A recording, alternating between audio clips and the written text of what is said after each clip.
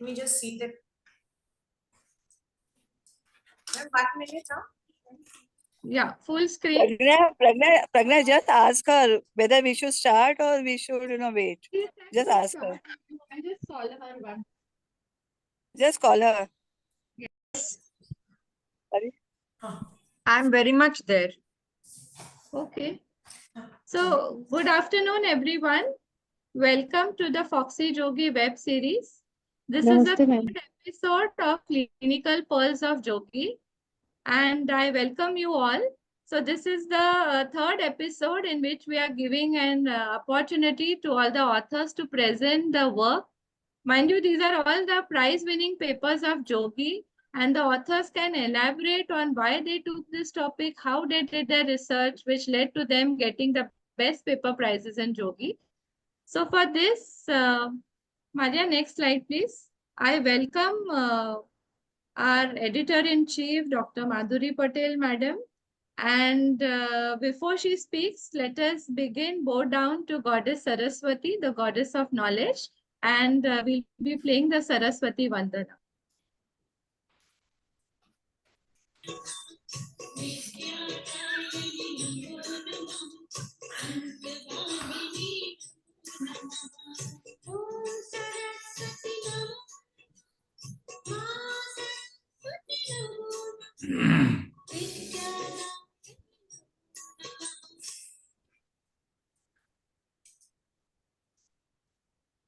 So I welcome FOGSI President Dr. Jaideep Tang sir, Secretary General and Editor-Chief of JOGI, Dr. Madhuri Patel madam. Madam is the Secretary General of FOGSI. She is the AIC of JOGI. She is a committee member of the FIGO Preterm Birth, Honorary Clinical Associate at Vadia Maternity Hospital. She is an honorary consultant at hospital. Thank you, Pragna. Request madam to please introduce this clinical pulse of JOGI to all the viewers. Thank you, Pragna, and my complete editorial team, as well as the secretariat team and my national corresponding editors. Dear Dr. Jaideep Chang, our president FOGSI, he could not join because he is traveling to Busan, and I am also in between Busan and India. So I am at Vietnam. You can see my background. We have got 2 hours time to shop. So we have come to the mall and we are doing the shopping. And with this, our Sunita Tandulwarkar, today's chief guest, Dr. Geeta Balsarkar, guest of honor and editor emeritus. Last time she has done fantastic work. And my mentor, Dr. C.N. Purandar, is with me, emirate Dr. Suvarna Kadilkar, Dr. Adi Dasur, and of course, Dr. Anaita Chavan. I have given so much of responsibility to her that I will not in a position to join. In that case, Anaita should, take care. And, I told both. And of course, we have our Dr. Ashok Kumar and Dr. Madhava Prasad, our today's chairperson and national corresponding editor. They all are doing fantastic work, and our MOC, Dr. Pragna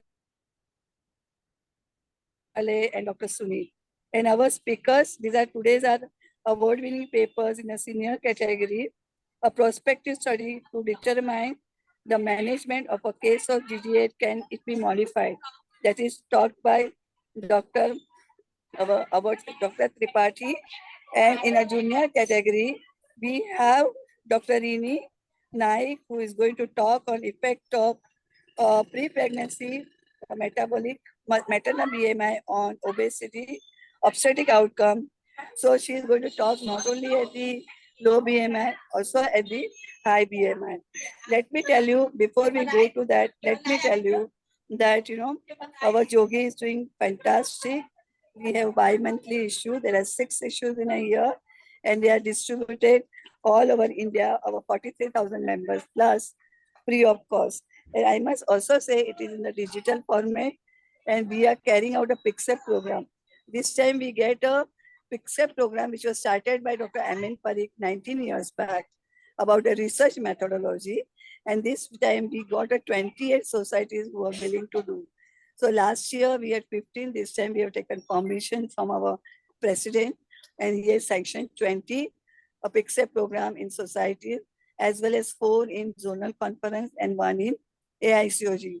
I must say this PICSEP program has given a good effect that we get a good quality of paper, and we get more than 1,000 papers in a year, and we have to select only 110 to 100. So it becomes very difficult to reject this paper because they are of good quality. Sometimes we may come out with a supplementary to accommodate them, which is called as, it is only online. And, we are also having indexing of our journal in all agencies except Medline. And we are working hard to get the indexing in Medline. So that's why our format will remain as an editorial, then review articles, mini review articles. These are by invitation, systematic meta-analysis, then original article in obstetric and gynae. And we cannot publish more case reports, only one case in gynae and one case in obstetric. And of course, we have letter to editor and short commentary and instrumentation. So when you write a letter to editor, I've seen they write their own things, the author, but we want the articles which you would like to comment, in that you write the letter to editor. And I'm very happy that we started the clinical pulse of JOGI since last 2 months. 2 web series, 2 webinar we have done. It was excellent. And we are giving a chance the author to present their data, how, what, as Dr. Pragna has pointed out, how, they got the idea to write this paper, investigate this paper and write to us. So this is a big efforts, and this will be, we are going to hear from the authors. And last 2 webinars were very, very, very, interactive. And we are happy to do this. And here the author gets chance. And every time we go to the conference, hardly few people are there to listen their research work. But this on a big platform, we are giving our authors to give this chance. So more and more people hear them, and more people will implement. If they like the paper, they can go through it and they can themselves do this study. So with this, I would not like to take more time, but I must say best luck to all of you, Pragna, both Pragna, and of course Sunil and my Anaita, then our Geeta, and then today's chairperson Dr. Dr. Madhava and Dr. Ashok Kumar. They will do the fantastic inputs they will give along with the authors. So wishing you best luck. Thank you once again. Yeah, thank you so much, ma'am, for those kind words.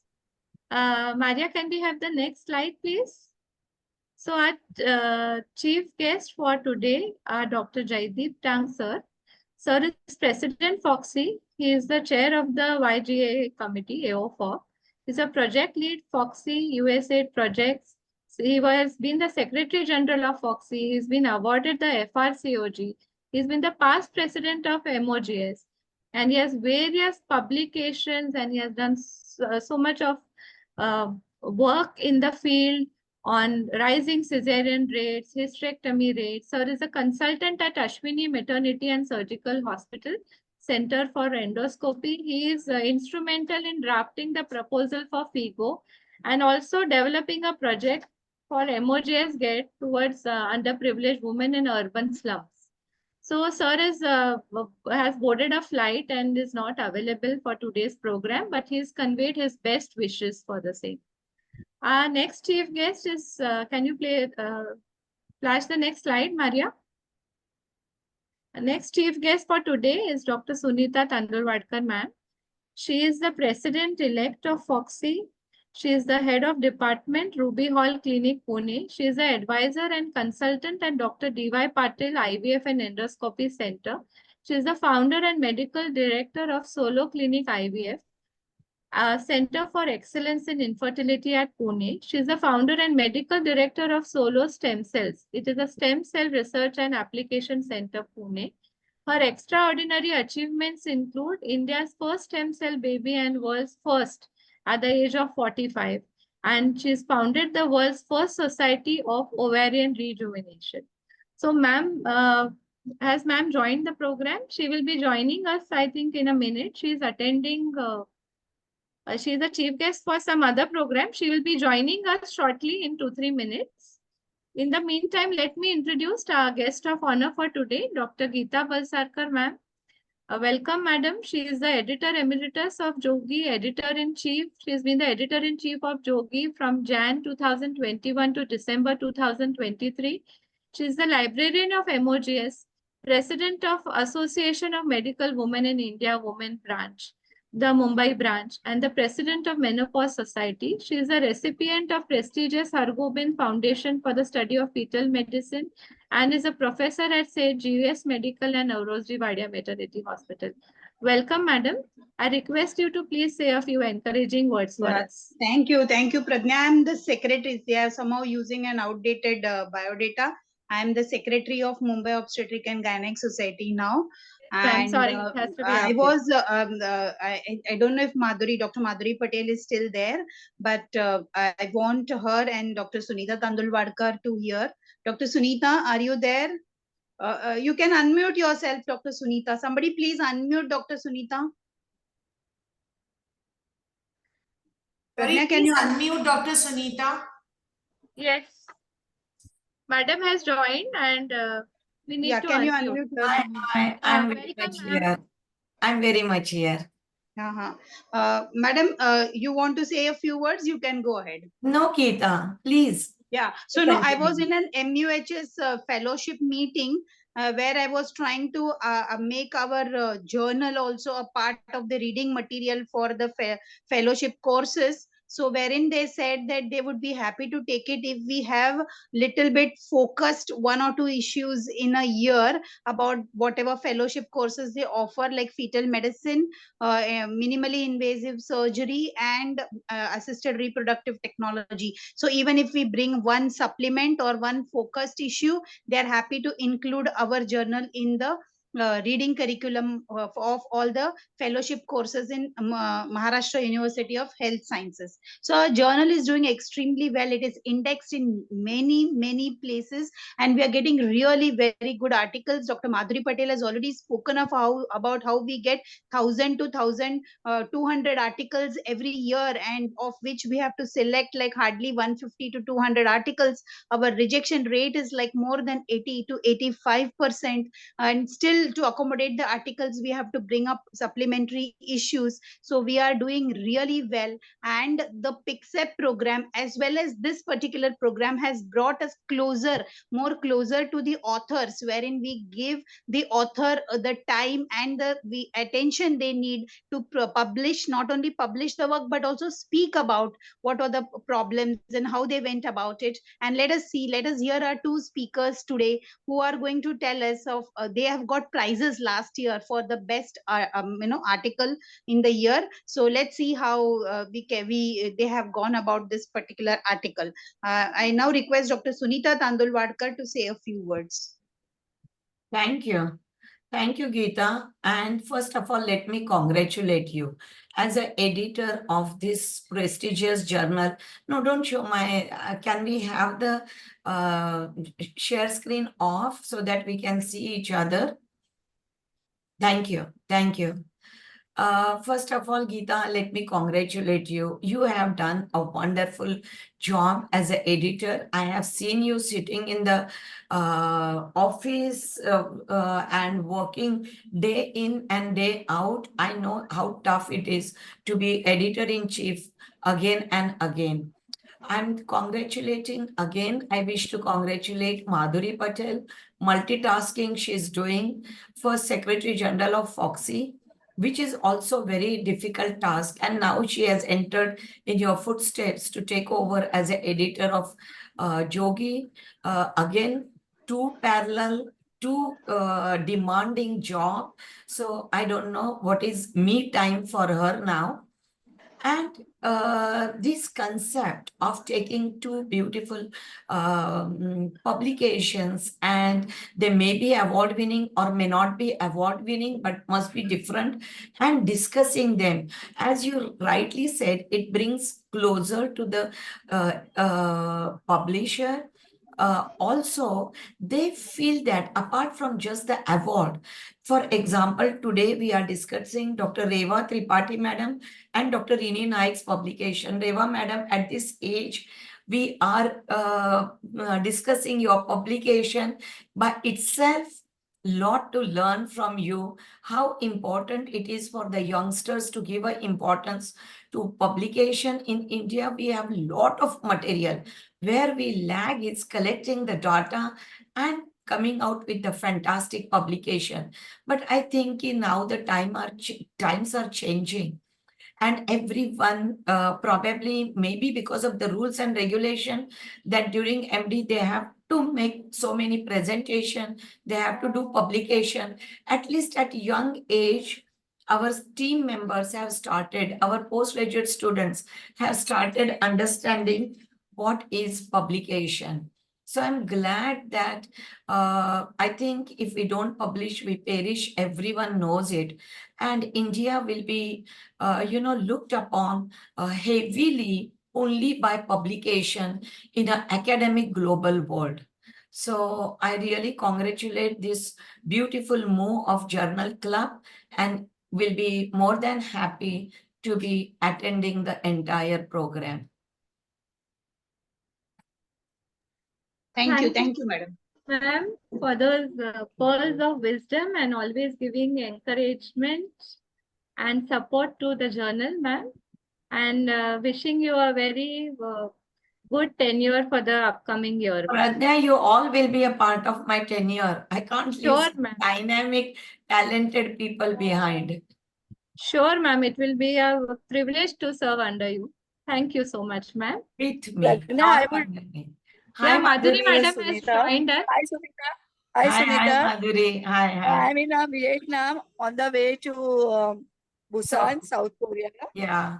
So I'm so happy that you are joined and you know our functioning of journal. And whenever you need anything, we are always there. We were just talking that we get per year 1,000, 2,000, and 100, 200 articles, and we have to select only 100 to 110. So sometimes it becomes very difficult to reject because our more PICSEP programs are going on, so many programs are going on, and we are getting good articles, becomes very difficult to reject.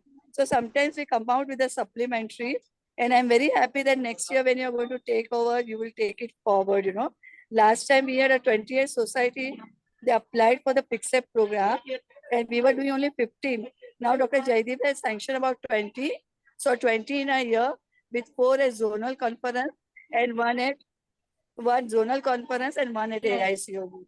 So our journalists are doing extremely well, and I'm thank you to all of you. Thank you. Madhuri, I have attended the MUHS meeting today for fellowship, Yes. and they are Yes. happy to take our journal as a must read, provided we bring a little bit either supplementary or a focused issue on their topics of fellowship, like fetal medicine, minimally invasive surgery, and assisted reproductive techniques. So maybe you can consider that. Thank you, Geeta. I'm going to take out the focus issue on cervical cancer. Once it is out, then I'm thinking of anemia. So we will be focusing on cervical cancer, and I want all of you to take a part in this, cervical cancer issue, where you can submit your, articles. You can invite as well articles, as, and we'd be happy short to write. commentary, anything you can do. Okay? Yes. Thank you. Thank you. Thank you. So thank you, respected chief guest and guest of honor, for encouraging us. Now we begin with the program, and for this I invite Dr. Sunil Tambekar to introduce the chairpersons for this session. Dr. Sunil? Yeah. So respected seniors, faculty and delegates, the whole essence of research activities boils down to the acronym standing on the shoulders of giant. This is what we do and follow the principles at JOGI. Let us proceed with the further program of today's journal club and the presentations. For that, I would like to invite the chairpersons. It's my proud privilege to invite Dr. Anahita Chauhan, Madam, our immediate past president of MOGS, Senior Obstetrician and Gynecologist, former professor and unit head at St. GS Medical College, KEM, and she has been first joint editor at JOGI. We welcome you, Madam. Our next chairperson, it's my privilege to invite senior faculty, Dr. Ashok, sir. He is senior obstetrician and gynecologist from New Delhi, Dr. Ashok Kumar. He is director and professor and head of the department of OBGYN at Atal Bihari Vajpayee Institute of Medical Sciences, Dr. Ram Manohar Lohia Hospital, New Delhi. And he has been vice chairperson elect 2024 of ICOG and secretary 21-22. He has been editorial board member of Indian Journal of Medical Research, Archives of OBGYN, an active member of FOGSI and JOGI. Our next chairperson, I would like to invite Dr. Madhava Prasad. He is currently working as associate professor at St. John's Medical College, Bangalore. He is being with us and his dear friend who has worked at KM Hospital. He is now working as national corresponding editor at JOGI. We welcome you, Dr. Madhava. I request the chairpersons to invite today's Hi. Thank you. So Dr. Reva Tripathi, madam would be the first presenter. I request chairpersons to invite. So it gives me great pleasure to invite Professor Reva Tripathi. She is extremely well known and a senior gynecologist who has got this prize-winning paper, a prospective study to determine if management of cases of gestational diabetes mellitus can be modified. And this is her original research work. And we are very happy to have Dr. Tripathi present this. I believe Dr. Tripathi is not very well.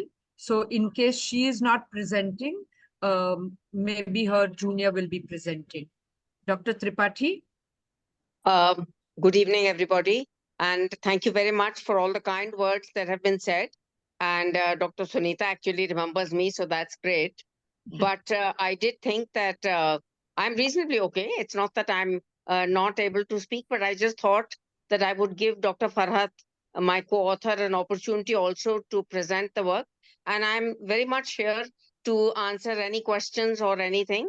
But just to give you all a little background about why we decided to do this study, that we felt that diabetes is kind of escalating by leaps and bounds.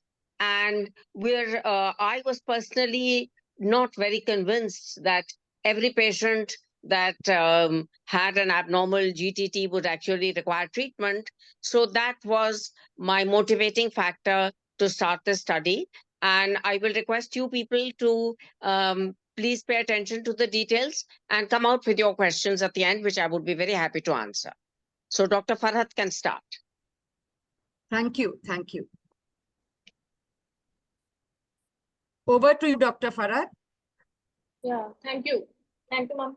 At the outset, I would like to thank the chairpersons and organizing committee of this webinar, and special thanks to Dr. Reva Tripathi ma'am, as she has given this very important opportunity to me to speak on this topic. Our article that was published in the year 2022, March and April issue of the JOGI. So, yeah. Okay, so this is the first page of our article that was published. Next slide, please.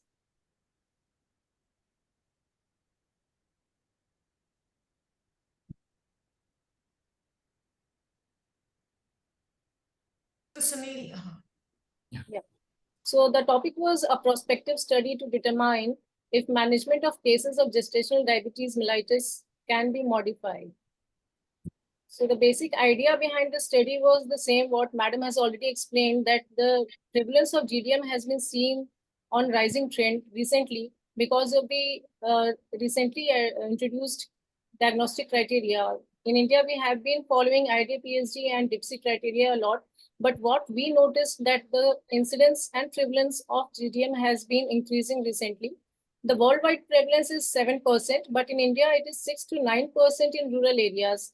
And this may not be the exact prevalence because in rural areas, we all know there are not very good antenatal visits and antenatal surveillance are not up to the mark.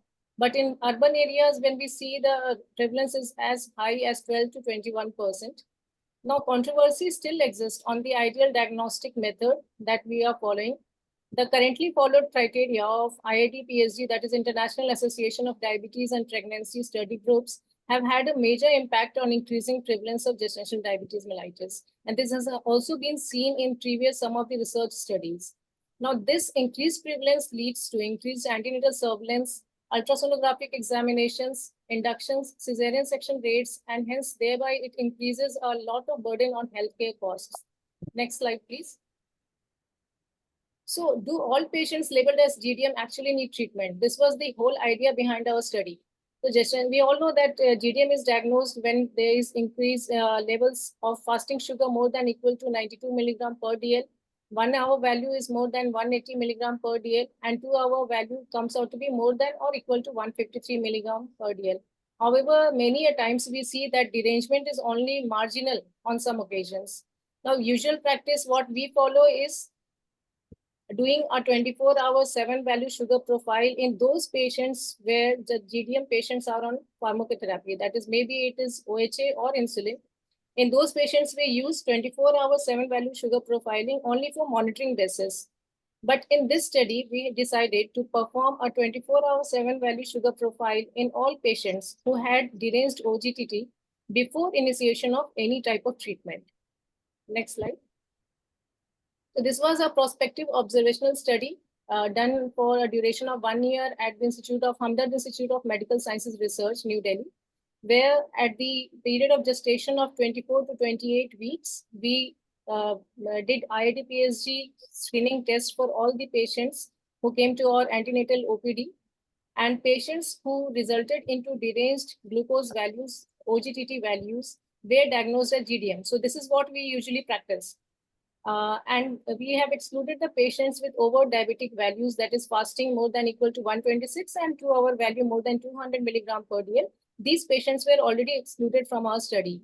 Now, those patients who resulted into a deranged OGTT values after IIT-PSG diagnostic test, these patients were admitted to hospital for 24 hours, and these were subjected to a 7-value glucose profile documentation, including fasting, pre-meals, post-meals, and 2 a.m. value by use of glucometer that measured the capillary blood glucose levels.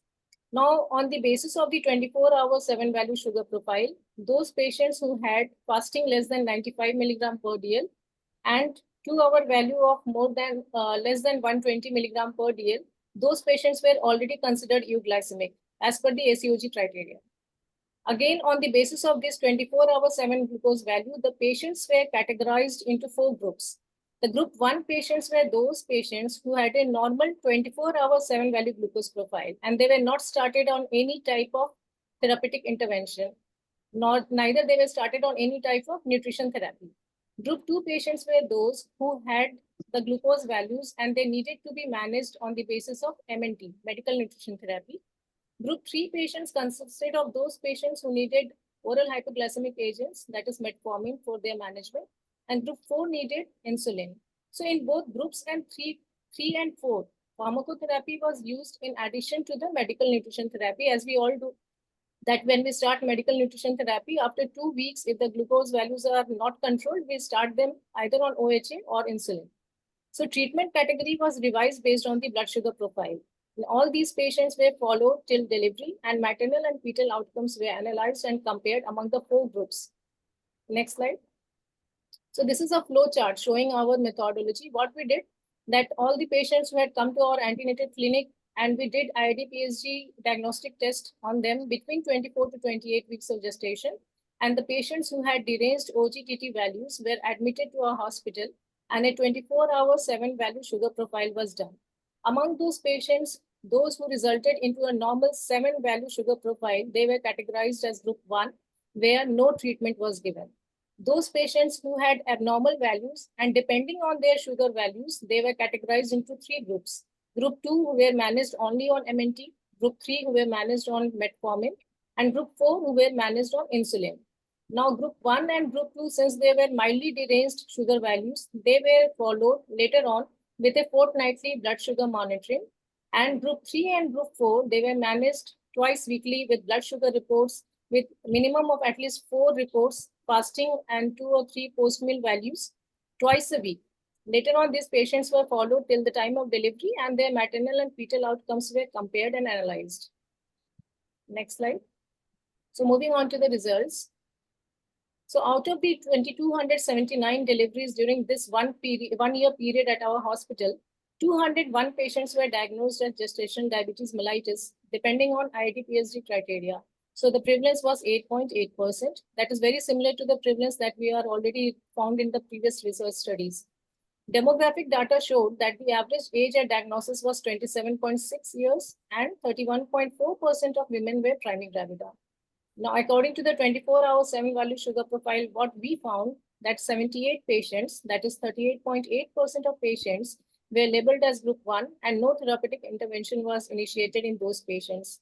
93 patients, that is 46.2%, were labeled as group 2, where MNT was started. Group 3 consisted of 22 patients, that is 10.9%, and group 4, where insulin was used as the mode of management. 8 patients were in that category. So this is the demographic characteristic distribution among the 4 groups, and the variables of comparison were age, parity, and period of gestation in weeks at the time of diagnosis of GDM. So here we did not find any statistical significant difference among the 4 groups. Next slide. So this chart I would like to explain in detail. So this is the chart that is showing the maternal outcomes and the among the 4 groups, and the variables that were compared were polyhydramnios, hypertensive disorders of pregnancy, induction of labor rates, cesarean rates, vaginal delivery, and instrumental deliveries. Now these variables were selected because of the previous research studies, whatever we have researched and seen from the previous records. These were the common complications that occur in patients with GDM. So what we see in this chart, please keep on the previous, yeah, okay. So what we see on this chart is that polyhydramnios is seen in 1 patient of the group 3 metformin group and 1 patient of the insulin group, and 0 incidence in group 1 and group 2. However, there was no statistical difference in the 4 groups. Again, when same is for the hypertensive disorders of pregnancy, the incidences are seen in all the 4 groups, but there is no significant difference. The only significant difference was seen in induction of labor rates. That was more in group 3 and group 4. But then it is self-explanatory, because this is the usual guidelines and practice that we follow, that the patients of GDM on pharmacotherapy are usually induced at 38 to 39 weeks of pregnancy. So this statistical difference is because of that. Again, cesarean section rates, vaginal delivery, and instrumental delivery rates have no statistical difference among the 4 groups. Next slide. So this bar diagram shows the distribution of patients as per the period of gestation at the time of delivery among the 4 groups. So I will tell you the color coding that has been used. So the orange color is the period of gestation less than 37 weeks. Brown color denotes the period of gestation of 37 to 40 weeks. And green color denotes period of gestation of more than 40 weeks. So again, when we you can see that all the 4 groups, majority of patients have period of gestation 37 to 40 weeks at the time of delivery. Then again, this is the same in all the 4 groups. And it is also self-explanatory, because either the patients land into labor or we induce them in group 3 and group 4. You can see that majority of the patients have delivered in that period of gestation. That is, some of them have entered into spontaneous labor, and majority of them are the induced cases. So next slide. So this is the diagram that is showing mean Apgar score of babies born to the patients in all the 4 groups. The red bar color shows the Apgar score more than 7/10. Again, you can see that in all the 4 groups, majority of the babies had Apgar score above 7/10. And the percentage here clearly shows that there is no significant difference among the babies as far as mean Apgar score is considered. Next slide. So mean birth weight of the babies was also compared in all the 4 groups. It was 2.81 kg in group 1, 2.95 in group 2, 2.97 in group 3, and 3.08 kg in group 4. So here also no significant difference was found in the mean birth weight of babies. This chart again, here we are comparing fetal outcomes among the 4 groups. And we have compared the variables of macrosomia, fetal growth restriction, and neonatal ICU admission due to variable causes among the babies. So here also, we did not find any significant difference in the incidences of macrosomia or fetal growth restriction or neonatal ICU admission among the 4 groups. So more or less, all the groups had similar fetal outcomes. Next slide. So this is one chart where I would like to emphasize that this was a detailed analysis that we did. Here, what we did that we noticed that which sugar value was deranged in majority of the patients. So you can see from the chart that fasting blood sugar is deranged in majority of the patients in all the groups. You see 69.2% of the patients in group 1, 54.3% patients in group 2, 13.6% patients in group 3, and 25% patients of group 4. They all had fasting sugar deranged among the 3 values of OGTT. So for this, I will explain later on what was the reason that we found out as a possible cause. Next slide. Now, this is another chart that also we have analyzed that how many values among the 3 values of OGTT were deranged in all the 4 groups. Here we found that in group 1 and 2, only 1 sugar value is deranged in majority of the patients. But in group 3 and group 4, derangement was seen of 2 or even 3 values. This also correlates with the therapeutic modality. Next slide. Next slide. Okay, so the number of GDM cases have risen exponentially, primarily due to the newly implemented IDPHD diagnostic criteria, which are based on the hyperglycemia and adverse pregnancy outcome study. So the conventional management strategy that has been, which is usually practiced, that the patients of GDM on pharmacotherapy are monitored based on the 24/7 sugar profile, and patients who are taking MNT are based on the OPD basis. So through this study, we have questioned the conventional management strategy, and we have attempted to modify it to rationalize number of cases in whom extra care is really warranted. This strategy also led to the reduction of prevalence from 8.8% to 6.11% without impacting maternal or perinatal outcomes. For patients with normal 24-hour sugar profile, in this study, there were 38.8% patients. They did not need any subsequent battery of tests, and also optimization of resource utilization could be done. The small proportion of patients requiring pharmacological management, that is metformin and insulin, they were 30 in number, 14.9%. They were mildly diabetic. So overall outcomes were that no statistically significant differences in maternal or fetal outcomes were seen between those patients managed by this method versus those who were managed by standard therapeutic interventions of medical nutrition therapy or pharmacotherapy. And also by following this strategy, majority of patients can be relieved of the stress of vigilant antenatal surveillance that further leads to less antenatal checkup visits, less ultrasonographic interventions, investigations, induction of labor or cesarean section rates. And this reduces a lot of burden on the healthcare costs. Next slide. Now, how is it that deranged OGTT, people who have deranged OGTT later on turn to have a normal sugar profile? So we could make out certain possible causes. The first cause was that we have seen that the laboratories following external quality assurance programs, they label values within 1 standard deviation as normal. And in case of glucose values, our coefficient of error of 3% is very well accepted. So many times when we see that a patient comes with the report of OGTT values like fasting 93 or a 1 hour value of 182 milligram per DL, and when we admit them and later on they have a normal sugar profile. So that may be because of these the lab values that are within 1 standard deviation, they may be within normal limits also. So one reason could be that. Another thing is that poor reproducibility of OGTT, which has been documented elsewhere. So suppose sometimes we encounter patients who come to our antenatal OPDs at around 29 weeks, 30 weeks. They already have a OGTT report from somewhere. And we don't follow the habit of repeating OGTT. Neither it is recommended, nor is it advised to do a repeat OGTT test when a patient comes to you. Unless we encounter certain very specific clinical doubt, like excessive liquor or excessive or macrosomia. But even then, we only go for a repeat fasting and postprandial sugar. We never get a repeat OGTT done. So it may be sometimes that a patient who has come with a deranged OGTT from somewhere else, and when we admit them and get a 24-hour 7-value sugar profile, they land into a normal 24-hour 7-value sugar profile.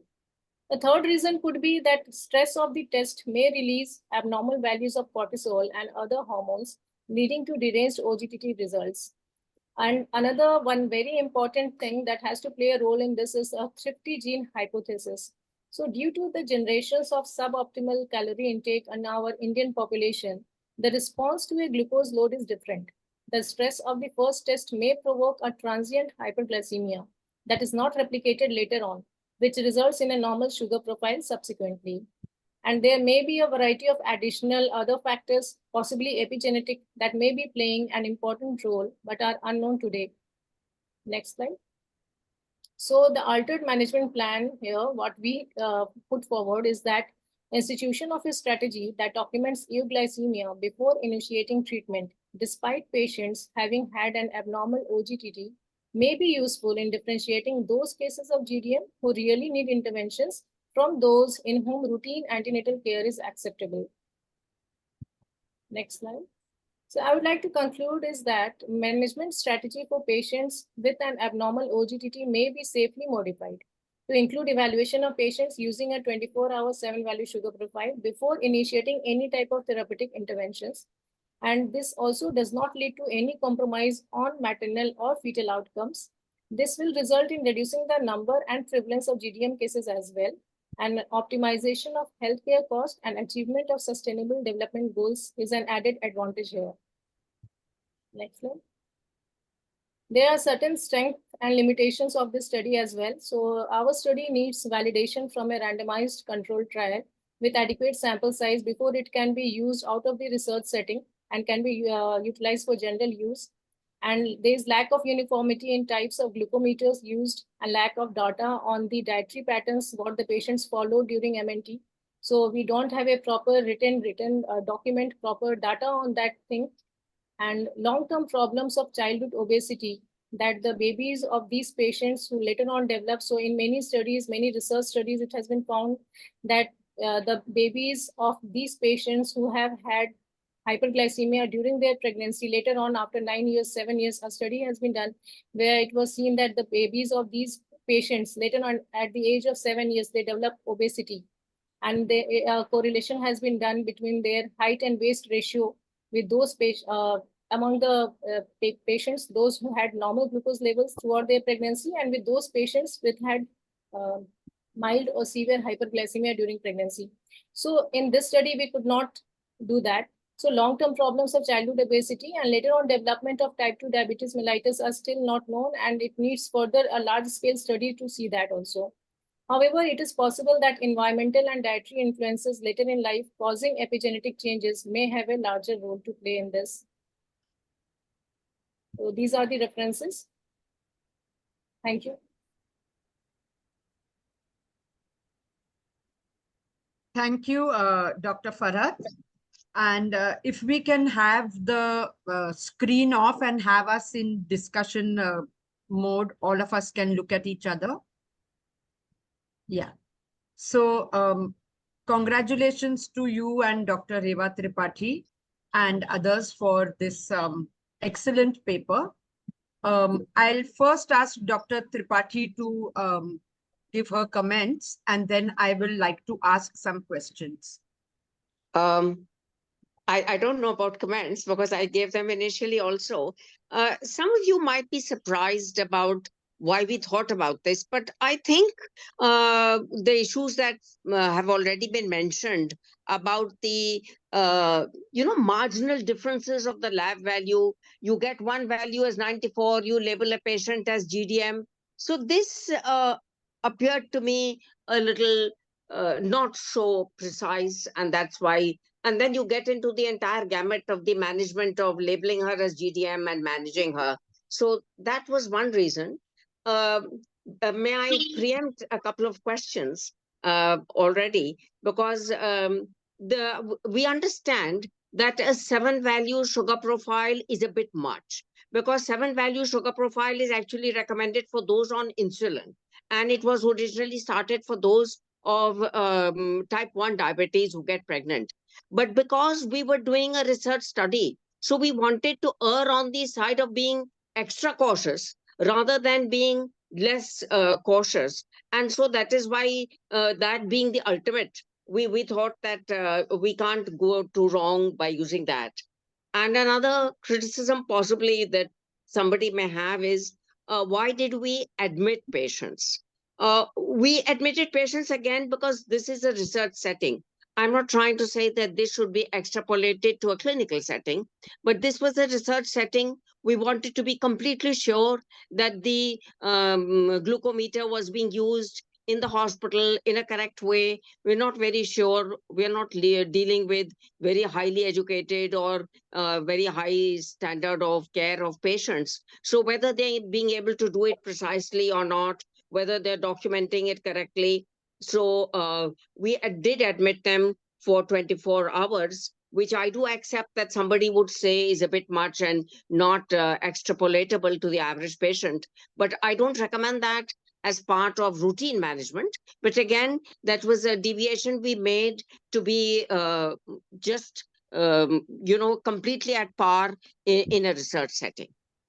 So apart from that, we didn't really find any other problem. And I now that we have the new article published in the NEJM about talking about various other modes of diagnosis, and whether you have higher thresholds cutoffs or lower threshold of cutoffs, it doesn't really matter in terms of maternal and perinatal outcomes. So I think that particular article also, kind of helps us to realize that we were not too far off when we planned the study. So I would be happy to answer any questions. Thank you, ma'am. I think overall the study has been really well thought out. I had one question because I have gone through the actual paper also. Why did you call this a pilot study, Farhat? Because there are 250 patients. It was a randomized prospective study. It was not randomized. It was not randomized. It was prospective observational. Prospective observational. But pilot only because it was the first. So the pilot is not necessarily meaning the pilot in terms of small numbers, but pilot because of it being the original. I mean, because of being first. We don't know about anybody else doing that. All right. The next question I had was that did you do 3 values for each patient or like a formal OGTT before? Yes. You did? Yes, we did the 75 gram 3 value OGTT as recommended by the IADPSG. We have not followed DIPSI in this. All right. Just to make it clear, so despite having abnormal values in the OGTT, you still were doubtful, and that's why you conducted this study. Right. So I think that's a very important point, because for those who are using DIPSI, you should never diagnose GDM with DIPSI. You can screen for GDM with DIPSI, but you should diagnose with an OGTT. And also, as Dr. Reva's study showed, you should have some, gray area where you may want to retest before labeling all patients as GDM. So my next question, in your groups 3 and 4, what was the deciding point between metformin and insulin? Because that has not been mentioned anywhere in the paper. Yes. So you could throw some light on that. Just the degree of the derangement of the blood sugars. So if they were very outrageously deranged beyond the 200 category, we started on insulin. And of course, obviously, we have started MNT first, and we have used it for 2 weeks. And despite that MNT, the blood sugars are still rather grossly deranged. We have preferred to put the patients on insulin. And if they are between the just minimal derangement or only slightly out of the range, 140 for 1 hour and 120 for 2 hours, then we prefer to put them on the metformin.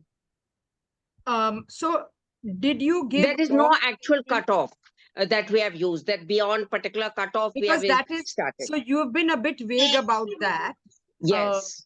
There are no recommendations also about beyond which cutoff insulin needs to be started and which cutoff OHA needs to be started. This question is not answered.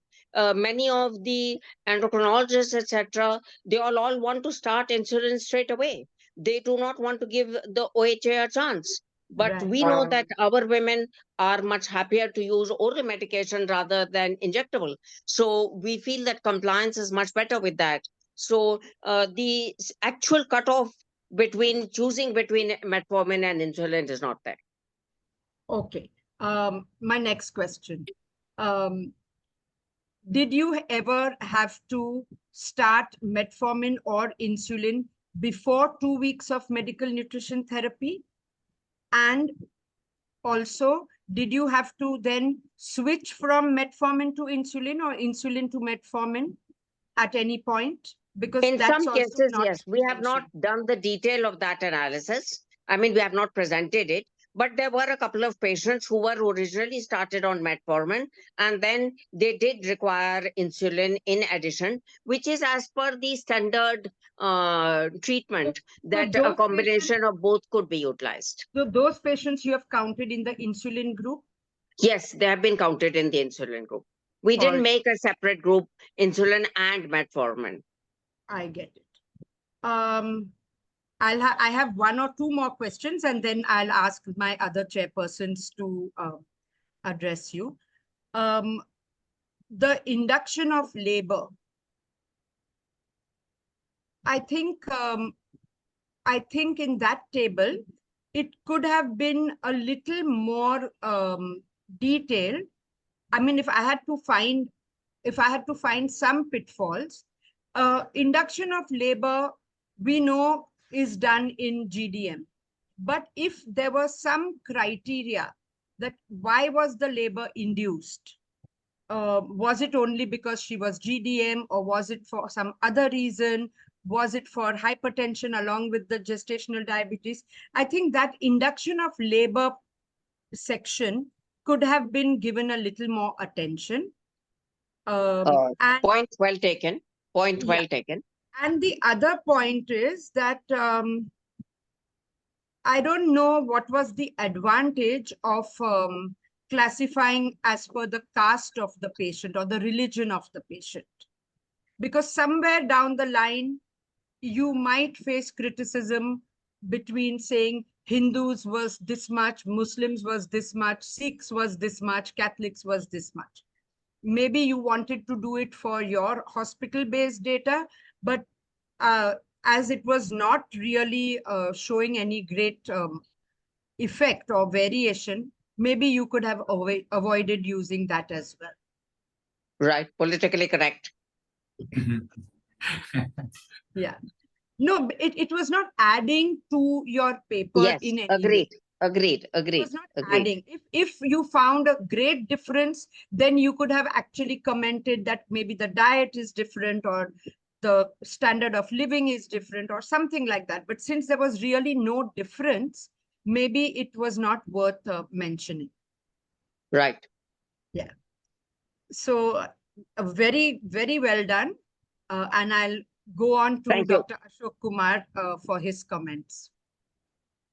Yeah, thank you, Anita madam. Congratulations, Dr. Tripathi, Dr. Bharat, for a very good study, award-winning study. And Thank you, Ashok. There are few observations and comments on the study. First of all, see, first the concept which you have started, then I will come to the findings of your study. When we are talking of complications and treatment part, the blood sugar values and the neonatal complications and the long-term complications of a diabetic mother, the treatment of when you treat these during pregnancy by MNT, or you control or you make the mother euglycemic during these periods, then the purpose is that you are reducing these complications, occurrence of these complications. Here in your study, there was no mention of neonatal complications, no mention of follow-up. So the only mention of APGAR, which is not related, the mention of poly, okay, there's all the few findings which may not probably hint toward whether we should change our strategy or not of treatment, no treatment, number one. So that is the concept which is there for the GDM patients or the diabetic mother in pregnancy. How to go about this? Just need your comment on that. Can I respond to that, Ashok? Yes, You ma'am. see, the point was that mainly we are focusing on the fact that we are labeling as GDM. Once we are labeling, then we are getting into extra monitoring, extra visits, extra ultrasounds, all this. So the question mark was, does every patient who has an abnormal GTT require this? Regarding Now, your point about, just a minute, regarding your point about the neonatal cause, the NICU admissions were almost negligible. And this is a hospital-based study, so long-term outcomes are not available. no, That point yeah. is there. So, but No, the yeah. euglycemia was very much monitored during the study, because we have been testing the sugars even during the treatment, before initiating management, before putting the patient in the groups, and then during the follow-up also. So euglycemia is definitely being maintained throughout, because that is the cornerstone of the management of diabetes. How can you manage No, yes. diabetes without ensuring euglycemia? That is what the old traditional HAPO study is also found, that the blood sugar levels, they are directly proportional to the outcome. So Yes. we know the blood sugar levels, if we have whatever the blood sugars we have, but we have to show these blood sugar level in terms of neonatal metabolic complications, which are newborn immediate complications. So those probably, if you have added those, then probably it is. The second point which you were saying also, that cutoff or the diagnosis of GDM, there is a lot of controversy on that. The cutoff blood sugar value, whatever you take, you will have different prevalence and different diagnostic strategies. Right. Like you have taken this international criteria. I don't know why you have not taken DIPSI, which is the national program and national government of India recommendation also. But you have diagnosed, you have taken the patient, you have done the OGTT with 75 at 24 to 28. Why not at the first visit in the early part of the pregnancy? Because probably then you should have more monitoring than you, because I am not very convinced about your recommendation that treatment part of the blood sugar values you take, and you do the treatment or you don't do the treatment, and then you reduce the prevalence of GDM in the population. So that all depends on the cutoff you take. But No, without just 1 minute, just 1 minute. So because the cutoff value, whatever you take, will signify the prevalence rate, and until unless you have follow-up of the patient, until unless you have the immediate newborn metabolic complication rates, how can we say that these blood sugar values are not harmful to the outcome of the pregnancy or for the baby? So probably somewhere we have lost the concept of diabetic, and we are just concentrating on 1 or 2 points, which probably may not be relevant in the clinical practice. Yes, madam. I would just like to say that the prevalence rates are certainly dependent on the diagnostic criteria. There is no argument about that. The point that we were trying to say is that if we used this management strategy, then the prevalence rate would change. We are not saying that the prevalence rate will change or otherwise. Everybody knows that depending on which diagnostic criteria you are using, the prevalence rate will change. That there is no argument about that. That is why there is such a variation in the prevalence rates of GDM that are quoted, because different people are using different diagnostic criteria. The another point that you are talking about, 24 to 28 weeks. Now the recommendations are to do the IAD, the OGTT at 24 to 28 weeks, unless you have got a particular reason to do the no, so we are not doing if you are doing the OGTT in early pregnancy, even when you are doing at 24 to 28 weeks, then we are seeing this kind of result. When you are going to do in early pregnancy, then you will be repeating it, or you are not going to do it at all. What is your plan? Ma'am, as per the Government of India also guideline, at the first visit, as early as possible in pregnancy, it should have been done.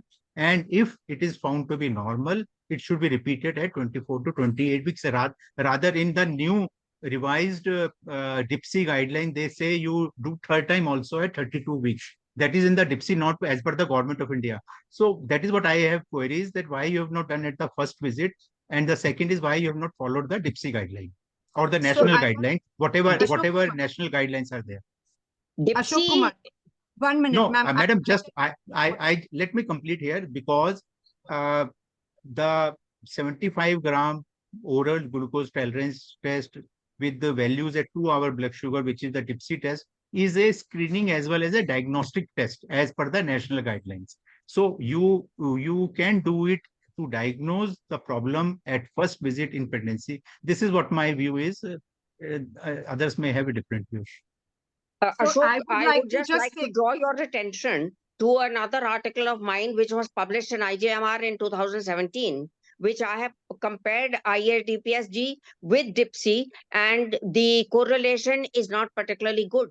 And even in these results, you may see that DIPSI does not take fasting into accordance, whereas most of the time the blood sugar value that is deranged is the fasting blood sugar. And the whole idea was to put a question mark on the things which are so-called accepted. So we are not willing to just accept it because somebody has said it. The question was to put a question mark and to project some data about things which may be a little different. That's one. So The that other point that you yeah. wanted to talk about, the metabolic problems, you're talking about the hypoglycemia and the hypomagnesemia, etc., of the neonate. I presume that's what you are Yes, talking madam. about. So there was no particular difference, because as you are seeing, there no major NICU admission or anything. When you are getting this hypoglycemia and hypomagnesemia, etc., you are many times having to transfer the baby to the NICU for the proper management. So that point is not there. So that is why it has not been specifically mentioned in separate. No, that data has not been shown. I don't know whether the babies have been checked or evaluated for all these metabolic complications or not. See, NICU admission may be for anything else or any other matter for any sense, or sometimes the complication may not require the neonatal admission. So that is not the criteria. I am just asking whether the test have been, or these metabolic Yes. complications has been looked for or not. Both hypoglycemia and hypomagnesemia were checked. And the the last point which I want to emphasize is that what you are saying, that DIPSI and the IDGP, you might have your personal opinion on that there might be some discrepancy, although national guidelines are following DIPSI test. The data of your patient of 70 or 90 may not be adequate to accept all this. You should have a larger study with follow-up. Agreed. That is all my We have- submission. we have Because already these are the few as- number to the number Agreed. is not, yeah. So probably we have to still cannot like international guidelines are different, national guidelines are different as per the national feasibility or the national availability, whatever the things you can say. But the data and the concept which I have, these are my views on these papers. Although the study was well planned, well conducted, there's no doubt on the scientific content of the study. Very well done study. Thank you very much. We already commented this as part of the strengths and limitations, so that we understand that the numbers need to be larger and it needs randomization. All that we have mentioned. Maybe it's did not attract your attention. In fact, I was going to say the same thing. The argument is not what test you used, but the fact that you raised a question. So we should not go into the details of whether she should have used DIPSI or she should have used IDSTA, because whatever test she has used, she is questioning whether the prevalence is too high, and is there anything we can do to check the test again? So I think that is the most important point, and that point has come out very well in the paper. Madhav, you. would you like to say something? I have just one comment, one question rather. So it must have been 2-3 years since this study is completed. Right. Based on the findings of this study, are there any follow-up studies done, or are there any ideas on the pipeline? That's what I want. There ought to be, but that is not really been able to be possible because, as I told you, these are patients from lower socioeconomic criteria, were very difficult to follow up. They change their addresses and other things. But yes, you are very correct. There ought to be a long-term study on it. There's no doubt about it. Thank you, ma'am. I'll take this opportunity to welcome our senior professor and editor emeritus, Dr. Adi Dastur. Sir, welcome. And it's always great to have you listening to our deliberations. If you would like to say a word or two. Adi, sir? Okay, so we'll move ahead. Hello, Yes, sir. can you hear me? Yes, sir. Yes, no, I was listening to the conversation of the last two speakers. It was quite interesting. And it's a pleasure to be here with you today. And I think we should not waste much more time listening to me right now. We'll talk as the seminar and things go on. And it is very well organized, I must say.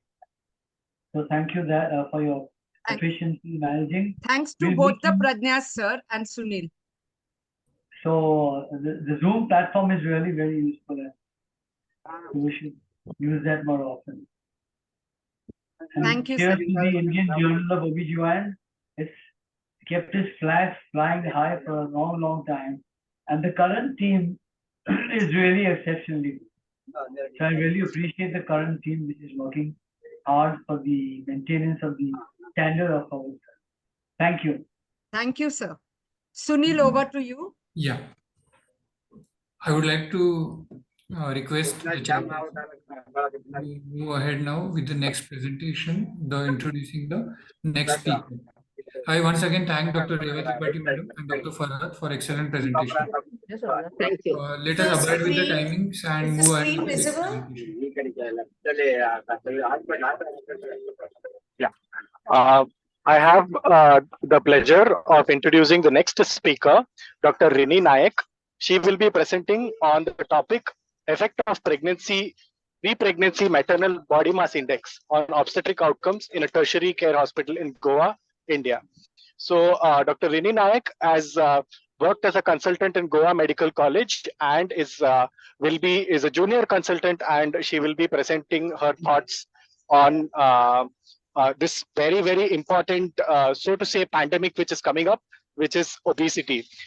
We tend to neglect the importance of this topic, and it is much appreciated that this was taken up in a large scale. And over to Dr. Rini to present her findings.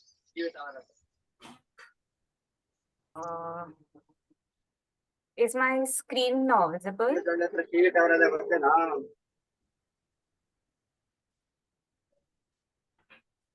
Yes, Doctor, it is visible.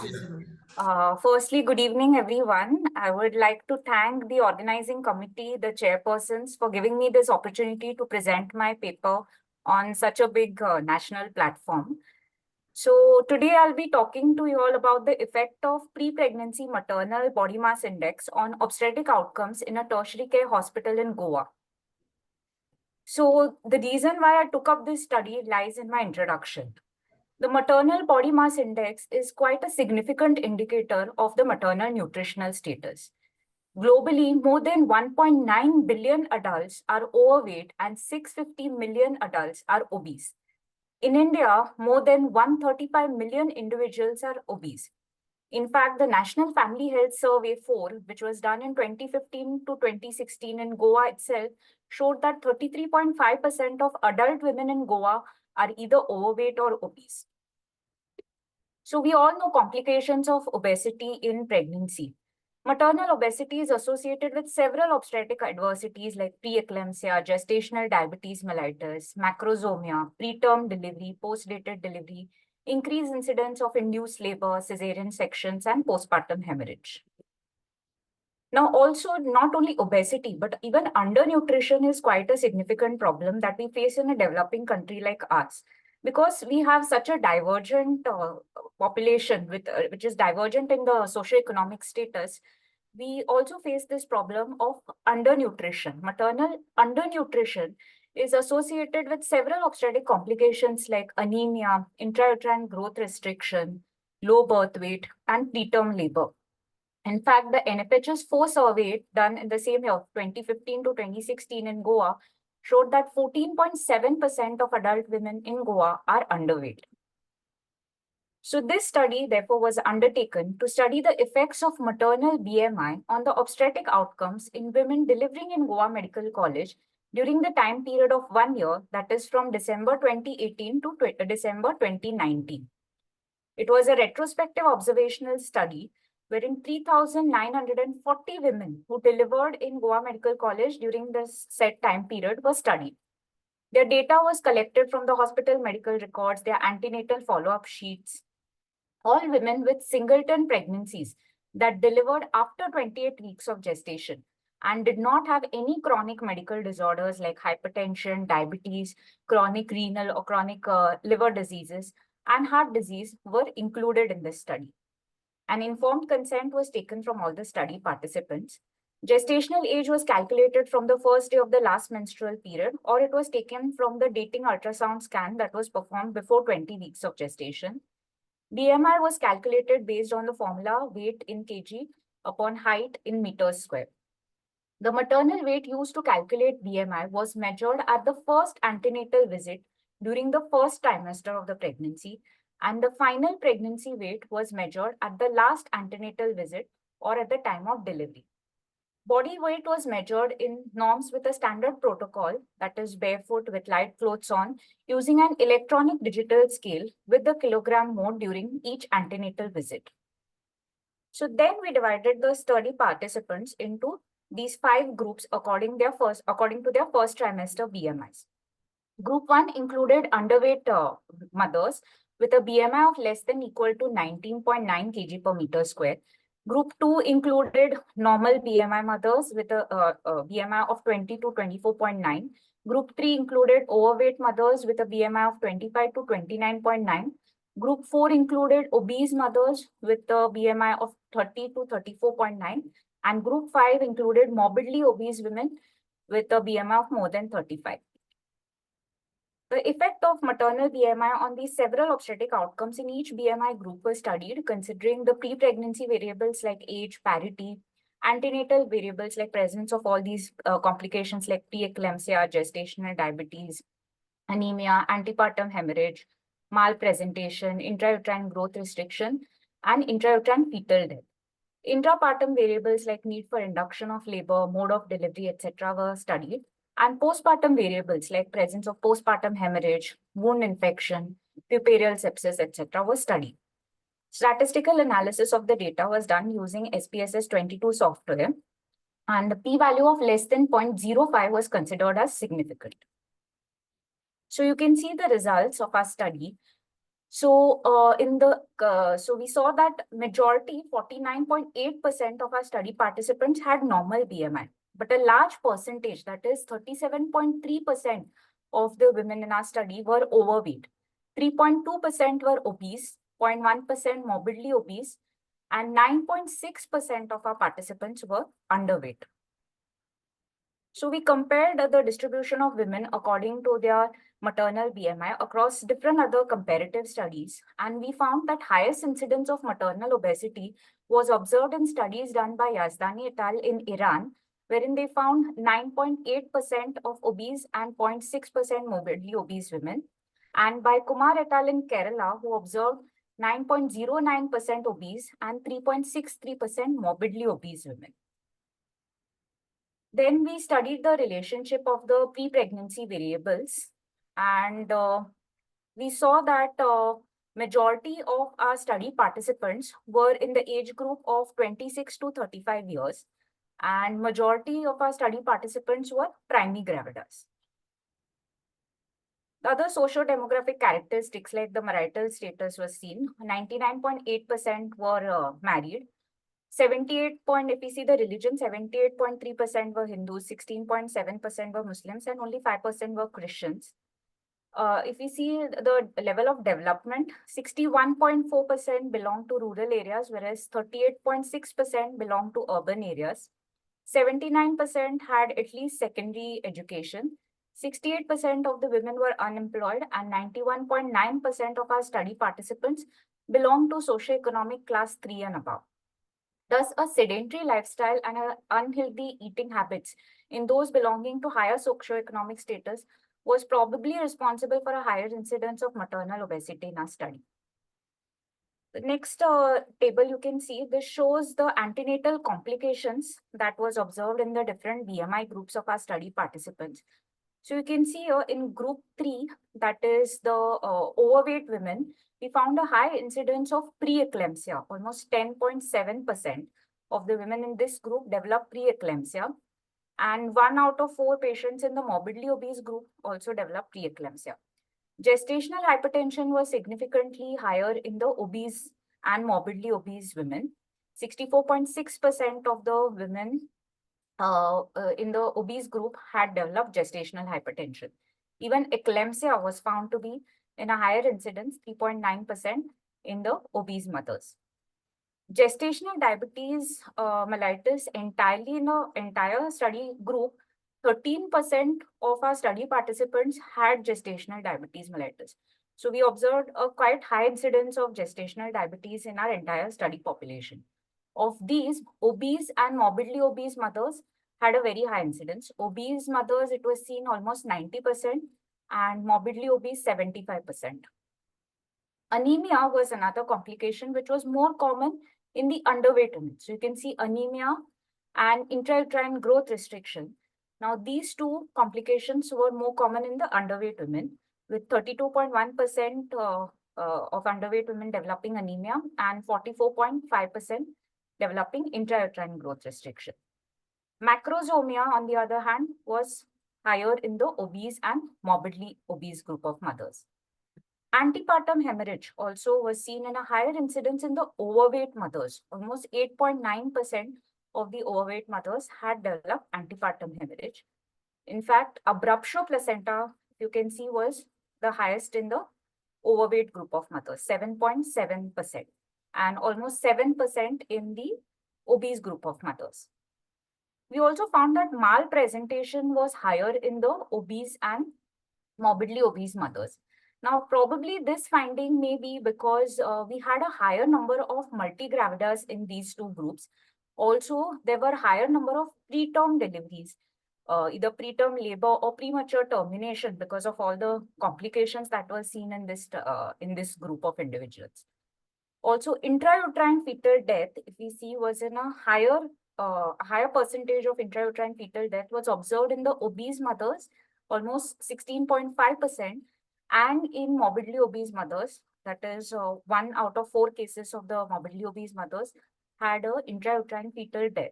Again, this complication may be because of increased incidence of preeclampsia and increased incidence of abruption in this group. So similar studies which were done, they also showed similar results in comparison when we took the effect of when we considered the antenatal complications like preeclampsia, gestational hypertension. These were higher in the overweight and obese mothers, and similar studies also, they showed same results. Even gestational diabetes mellitus, also Kumar et al. Showed an increased incidence of gestational diabetes mellitus in the overweight group of mothers. In underweight mothers, we found more of anemia and intrauterine growth restriction, whereas macrosomia was more common in obese and morbidly obese mothers. And most of the studies, comparative studies, also showed similar results, except this one study done by Martin Simko in Slovakia, wherein he observed an increased incidence of intrauterine growth restriction in the obese women. It was almost 3.9% in comparison with the underweight women. Probably this may be because they had a higher incidence in this study. They had a higher incidence of preeclampsia as compared to our study. They had an incidence of almost 10.9% compared to our study, which was 5.4%. So probably that might be the reason why they found more cases of IUGR in the obese group of mothers. Macrosomia, they also found a higher incidence in the obese group of mothers. The rest of the complications, as I've already discussed, the similar studies, comparative studies, they also showed similar findings. Now, looking at the mode of delivery in different BMI groups of the study participants, so we saw that both the extremes of BMI, that is the underweight mothers, as well as the overweight and obese group of mothers, had undergone induced labor. 23% of underweight mothers underwent induced labor, whereas 20% of overweight mothers and 21% of obese mothers, they underwent induced labor. Again, probably because of increased antenatal complications in this group. Also, we saw a higher incidence of instrumental delivery, almost 35.6% in the obese group of mothers. Cesarean delivery rate was also higher in this group, that is the obese and the morbidly obese mothers. You can see almost 100% of the morbidly obese mothers had to undergo a cesarean delivery. And out of these, emergency cesarean rates, if you see, were higher rather than elective. So you can see here in both the extremes of BMI, that is in underweight as well as in overweight and obese mothers, emergency cesareans were at a higher rate rather than the elective cesareans. Again, because of all the antenatal complications, this might be the cause for this. So the this chart exactly shows this table. This slide, it mentions the same thing what I've discussed earlier. So the comparative studies, okay, done by Yazdani et al. And Buyar et al., they also showed an increased incidence of induced labor in the obese mothers. That is 40.9% by Yazdani et al. And 25.5% by Buyar et al. Also, increased cesarean rates also was seen in comparative studies as well in the obese and overweight group of mothers. Then we saw the intrapartum variables like risk of preterm labor and premature rupture of membranes. We found was higher in the underweight group of mothers, with 27.3% of this group undergoing preterm labor. Even if you see next was the obese group of mothers, they had a higher incidence of preterm labors. Almost 16.5% of them underwent a preterm labor. These were statistically significant. Postdatism, on the other hand, we saw a higher percentage of obese mothers having postdatism, almost 4.7%, but this finding was not statistically significant. Then this table shows the distribution of birth weight of neonates born to the mothers in different BMI groups. And as you can see in this chart here, there was a statistically significant relationship found between maternal BMI and the birth weight of the newborn. The underweight mothers delivered low birth weight, whereas obese mothers, they had a large for date baby or even macrosomic babies. You can see 3.1% in the obese group of mothers and 25% in the morbidly obese group of mothers had macrosome. Next chart shows the postpartum complications in the different BMI groups of our study participants. We noticed there was a higher incidence of postpartum hemorrhage in the obese and the morbidly obese group of mothers. Now, this postpartum hemorrhage may be because of one atonic, because of all the complications like preeclampsia, abruption being more in these group of mothers. Also, there were higher incidence of traumatic PPH. Third and fourth degree perineal tears were also higher in this group. That is the obese group of mothers. Almost 2.9% of the obese group of mothers had third or fourth degree perineal tears. Again, this group had a higher instrumental delivery rate also. So that may be the reason for this. Puerperal sepsis and wound infections, again, we found in a higher rate in the overweight and the morbidly obese mothers. Wound infections are almost 20.5% in the obese group of mothers. So similar studies done by Kumar et al., they also showed increased incidence of postnatal complications like postpartum hemorrhage, perineal tears, and wound infection in overweight and obese group of mothers. Boyar et al. Also found increased incidence of PPH in the overweight, that they found almost 7.7% of the overweight, as well as underweight mothers. That is 7.8% of underweight mothers in this study had increased incidence of postpartum hemorrhage. Now, this may be probably because of increased incidence of anemia in the underweight mothers, making them high risk for PPH. So thus, from this, all these findings, we can conclude that extremes of BMI have significant adverse effects on the obstetric outcomes. Underweight mothers, they developed an increased incidence of anemia and intrauterine growth restriction in our study. Also, overweight and the obese mothers had a higher incidence of preeclampsia, gestational hypertension, eclampsia, gestational diabetes mellitus, macrosomia, antepartum hemorrhage, abruptio placenta, malpresentation, and higher cesarean rates and need for operative interventions. Postpartum complications like PPH, perineal injuries, wound infection, and puerperal sepsis were also more common among the overweight and obese women. So what can we do? So we need to increase awareness about pre-pregnancy dietary counseling, a healthy lifestyle, and regular exercise among women. In fact, more and more government setups, if they have preconceptional counseling clinics, that would be much beneficial for our population, because many people are not aware about what is to be done, what diet you are supposed to have before you conceive. Also educating them regarding adequate weight gain in pregnancy so as to reduce the risk of maternal complications that are associated with extremes of BMI, and thus it may help to improve the perinatal and maternal morbidity and mortality amongst our population. I would like to thank my teachers, Dr. Deepa, Dr. Ajit Nagarsekar, and Dr. Guruprasad Pednikar, who are also my co-authors in this study, for guiding me throughout. Thank you. Sunil, Right, can Doc. we have, yeah. I'll request Madhav and then Ashok Kumar to take this forward. Yes, ma'am. So, Dr. Rini, that was very well presented. So, I'll give you a very broad question. If you had the opportunity to do this study again, how would you do it? Would you do it the similar way, or would you like to improve the methodology, etc.? Can you shed some light on how you would do it better? Because there are a lot of young audience who are looking to work on this. So, yeah. So firstly, I've done this study for only 1 year. I think if I could have extended the time of the study, we would have gotten a larger group of population. Study population would have been better. So the results also would have been a little, of a good strength. So that would be one thing. And second thing, I would say that... what was the study design here? It was a retrospective observational study. So prospective, ideally, meaning if you could follow up the patient, it would be better. So yeah, that would have been a much better study. So there were, you had excluded patients who had delivered before 28 weeks. Yes. So there are no first trimester outcomes and no outcomes up to 28 weeks. Your comments on this, please. Yes.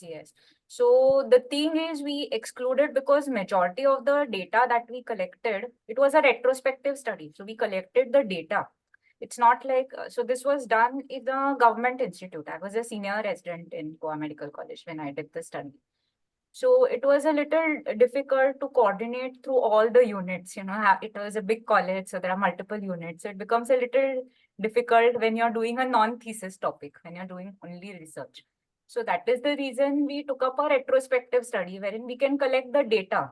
So we got the data of all the patients who delivered. So that we could take from all the units, we could include a larger population. If it was only a prospective, this is just a practical aspect actually. It's not we want you ideal. to come out with that. We want you to come out. So if it was a prospective study, then I would have got a limited population of whatever is there in my unit. So whichever unit I was working in, again, our units also keep changing. So it becomes a little difficult in this setup to do a prospective study.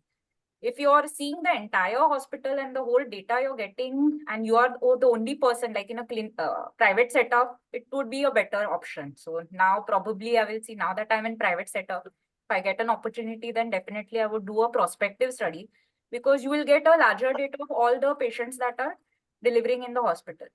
But the problem with the study in a government hospital setup is, since there are like a lot of people involved, there are different unit systems and everything, data collection becomes a little of a problem. So that Correct. is the reason So, it was a yeah. retrospective. So the message or the point that is being raised here is the trade-off between resorting to a retrospective study design which has its inherent weaknesses, Yes. and the actual sample size calculation. So can you shed some light on, did you attempt to do a formal sample size calculation on this? Do you think so? This study has great merit because it has a lot of patients, no doubt about that. Yeah. But something about some sample size calculation. Did you start off with a hypothesis, something like that? No, basically the sample collection was whatever number of patients had delivered. We would see day-to-day basis and take their hospital records and see what their weight was at first visit and all that way. Right. No, we didn't have a hypothesis. We didn't have like a small study before taking up this one. Okay. So now my question is, do you have any idea of if any of these patients were on interventions like aspirin from the first trimester? Was it looked into while reviewing the records? No, that data we did not collect. No. Okay. My final point actually. Yes. Weight gain in pregnancy. Yes. Was probably not looked into in your study that much. Would you like to comment? Actually, that was another study we were planning on doing simultaneously, but somehow due to some restrictions, we could not do that. Actually, one of my consultants had suggested me that when you're doing this study, simultaneously also see for the weight gain and the effects of weight gain on the pregnancy outcomes. So, but so that this was something we missed out. We couldn't. Correct. So, I think the most important thing that is coming out right now, there are a couple of studies which have come out from the South. Seshaya sir is speaking about it a lot. It is like, it's not exactly the BMI, which is probably the only thing of importance, but the gestational weight gain itself. Yes. So also the thing is, there are interventions done. Like, for example, people identify that they are underweight, and they go start doing nutritional interventions, and their weight goes up. So somewhere during the pregnancy they sort of normalize. So a combination of both BMI and gestational weight gain analysis would be very apt and a much better thing to do as an improvement to this. These were my comments, ma'am. Ashok Kumar, would you like to comment now? Yes, madam. Dr. Rini, thank you for and congratulations again for your award-winning paper. Thank you. And the merit of your study is the large number of the patients you have recruited or in your retrospective study. My one single point is that it is a retrospective study, and you have taken the patient who have delivered in Goa Medical College. Yes. And if you say that these patients have delivered at your hospital, are we getting BMI of all the patients at the first antenatal visit for these, or there are some of the case records where you could not find, because you have not put the flow chart of your study in this paper, that how many you could retrieve and how many delivered and how many were the complete record, and how many you could not retrieve the record, and how many you could not have the follow-up of the patients. So these type of details are not available in your paper. So the study population that we considered was the one who had all the details are available. So these were all booked patients with us, those who delivered with us. Yeah, but it is a good way. It is a good way if you have highlighted that number also. That how many delivered during that period, and how many of them you have recruited, so that we could have an idea that how many were dropped out from the study for the analysis of the data. Yes. The second is, but can you recall now if you can tell us the figure unofficially? I actually, I'm Okay. not sure, sir. We saw whichever patients had the full complete data with the first trimester TMS. Majority of them, Okay. since most of them that were in this case were booked patients with us. No, actually, So, what happens, yeah. Dr. Rini, what happens that Yeah. when we do these type of Yes, study with yes. large number now, Yes. if you have a good number of patients whose Mhm. records are not available, then your study become a biased study. Yes. You yes. cannot rule out the biasness in the study. So Yes. that is why it is important to know how many of them are dropped from the study Yes. because of these reasons where the records were not available. Yes. So, so just to make your study more strong, it is always good to mention those type of numbers. The second point which I wanted to ask you is the BMI and the complications, like in obese or where the BMI is more. So complications in pregnancy and outcome, which you have mentioned, is there. Yes. I just wanted to what is the unique point why you have taken this study, because these type of information is already available in our country Yes. also and at the international level also. So what gives you this idea or stimulus to have this study now? Basically, it would be something if we present this data to the hospital. That was like our aim, that if we present this data to the hospital, we would have more of these preconceptional counseling clinics, which was not there in our institution at that time. We have antenatal clinics, we have gynec clinics, but there is nothing about preconceptional counseling. Also, like health education and all that is not so much observed in the government setup rather than a private setup has a lot of this educational talks and health camps and all. Government, it is not there. So preconceptional counseling and creating an awareness with such a big study would probably help our institute. So that was. And the third, only just simple thing is why it may not be relevant to this part, but why it took so long to publish? Because it was 2019 or 18 Yes. data. No, actually, it was published in 2022, sir. Okay. I had submitted the study in 2020 or 2021, and then there were a lot of like revisions and everything, and it finally got published in 22. Okay. So thank you, and again, Yes, congratulations and best wishes for the future. Thank you very much. Sir.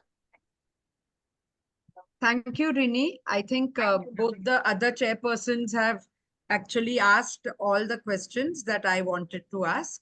So I just wanted to comment that it's just, I think the study would have been more meaningful if it was prospective, because here you have just established a correlation between low birth weight and anemia, or a correlation between instrumental delivery and obesity. So maybe to make it better, you could have definitely done a prospective study, or maybe that's something to think about for the future.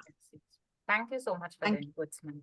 It was a great learning experience for me also. I'll take forward these points in my further research. Over to you, Sunil. Yeah. Thank you, Dr. Rini. I request if any from the delegates, anyone wants to ask any questions. So this is a good critical appraisal or SWOT analysis done by the chairpersons with Dr. Rini and the article. A lot of youngsters are there. They should understand the importance of such kind of analysis and to be very specific SWOT analysis, and making our articles at par with international publications, so that our article should get included into the larger part of the research, that is meta-analysis as well as systematic reviews.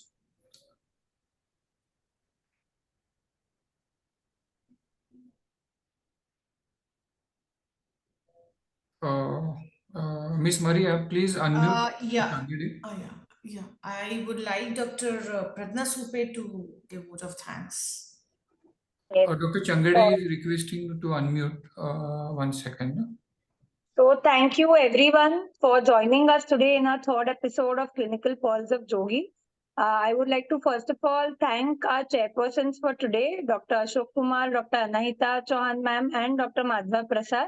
Our presenters for today, Dr. Reva Tripathi and Dr. Rini Nayak, and of course Dr. Farhat Mazari as well. And most of all, I would like to thank Dr. Madhuri Patel madam for starting this clinical pulse of JOGI. I think it's a very good experience for all youngsters to understand what goes behind these studies which have been published in our journal. And of course, thanks to our MOCs for today, Dr. Sunil and Dr. Pradnya. And thank you so much everyone for being here today. Hello. Yeah, thank you so much. I think we have Dr. Adi Dastu sir amongst us. I request sir to say a few words. Welcome, sir. Sir is the editor unmute yourself, emeritus sir. of JOGI. Unmute yourself. Unmute. Okay. Can you hear me now? Yes, sir. We can hear you. Yes, sir. Very well presented by the youngsters and good effort. Whatever they presented was very good.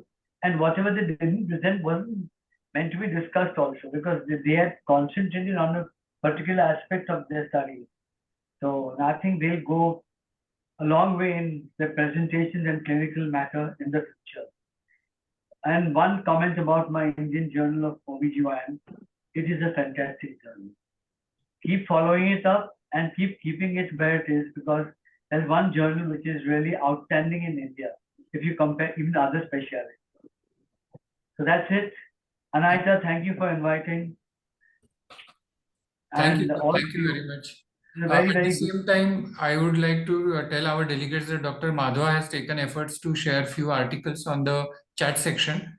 These are related to obesity during pregnancy or in general midlife. So kindly go through these articles also. Especially youngsters, I would like to request you to go to these articles.